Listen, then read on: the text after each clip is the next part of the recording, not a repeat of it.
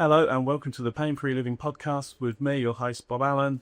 I'm an osteopath and I've been helping people to get out of pain since 2008. Today I'm going to talk about something that you will have heard of and maybe a slightly different take on it. So if I was to offer you a pill that would reduce your risk of heart problems, reduce your risk of cancer, reduce the risk of developing dementia, it would improve the strength of your bones, it would improve your mood, improve your sleep, and a whole host of other beneficial things. If I could put that in a pill, and if I could offer you that pill, would you take it? If that pill doesn't actually exist, but if it did, I can guarantee there'd be a queue a mile long just to get it. Unfortunately, there is no pill, but what you have got is you have got exercise. I know you've heard it before. I know you've heard about how beneficial doing exercise is, but you may not have heard it in quite the way that I'm going to put it across to you today. The World Health Organization says that exercise is any deliberate activity that you undertake to improve your health and well-being, which can be playing a sport, it can be walking, there's a whole host of activities that can cover. Now, they also recommend that you should do 150 minutes of moderate exercise a week, 75 minutes of vigorous exercise a week, which is like running and that sort of thing. And in addition to that, doing 2 strength/resistance sessions a week, which is basically weightlifting, that sort of thing.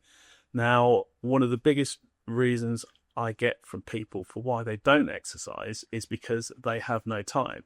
And to be fair, if you've got to do minimum of 30 minutes 5 times a week plus 2 resistance training sessions, I kind of get it. I think that the World Health Organization is missing a trick. But also one of the issues is that the fitness industry doesn't help itself, because the fitness industry promotes itself based on the Love Island 6-pack, buns of steel, bulging biceps, all of those things that 99% of the population don't really care about. When you've got a fitness industry that promotes that image of exercise, and when you've got the World Health Organization asking you to spend a significant amount of your time doing exercise, it's no wonder that a lot of people, particularly in this day and age, with stress, the world is switched on 24/7. We never have time to think for ourselves, never mind actually fit in, half an hour's exercise 5 times a week, plus resistance and all those other things. So I think that they're looking at it in the wrong way. I think that my approach is that movement is medicine. Now, as an osteopath and as somebody who likes exercise prescription, I will 99 times out of 100, I will give people exercises to do. And I do that because they're only here to see me once a week, maybe, depending on, in the early days, maybe once a week. And after that, maybe once a month. Now, with that sort of time frame, I can do what I can do within that session, but I can't treat them outside of that session. So what I do is I give them exercises that will benefit whatever problem they've got. But what I also do is realize that people do not have the time. And if I make it too difficult for them to do the exercises, they won't do them. When I give exercises out, I make sure that they are doable. We go through them, so I make sure that people understand what they're doing, and I make sure that they understand the benefits of what they're doing as well and why they're doing it. And typically they might need to spend 5, 10, maybe 15 minutes a day, most days, doing those exercises. And as things improve, they can cut back on those exercises, because movement is medicine, as I always say, and the movement benefits the problems that they have.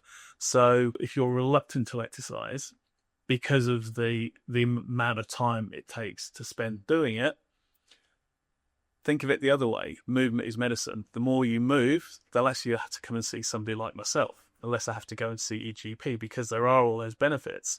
And start off small. That's the first thing. Start off small. So if you can only allocate 5 minutes a day, then 5 minutes a day is a start. It's 5 minutes more than you were doing before. The other thing to do is to tag whatever it is you're doing in the way of exercise along with something else that you do. So if you get up in the morning, have a shower, have a cup of coffee, then maybe while the coffee's brewing, maybe just before you get in the shower, get up 5 minutes early and do a few really simple exercises, whether it's press ups, whether it's squats, whatever you can do that will actually help to increase your heart rate a little bit, get you moving a little bit more than you otherwise would.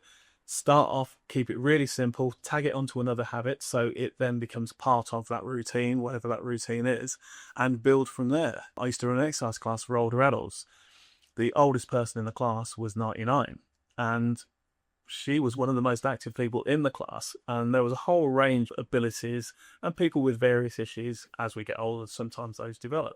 So I'm not one of those people that says you have no excuses, you must exercise. I will say, if you exercise, you're going to have less reason to come and see me. You are going to feel better. You are going to sleep better. You are going to feel healthier. All we've got to do is to find something that you enjoy doing. Oh yeah, that's the other thing.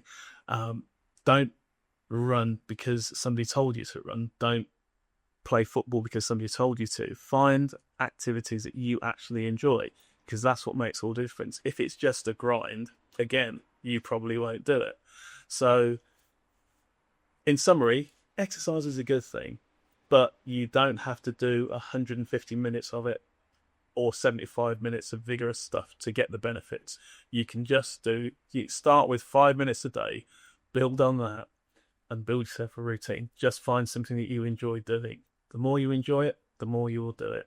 So yeah, that's it really. If you don't know what activity to do, I'll put a link in the show notes to a little quiz that asks you a few questions, and then it makes some suggestions about some activities, sports that you might enjoy.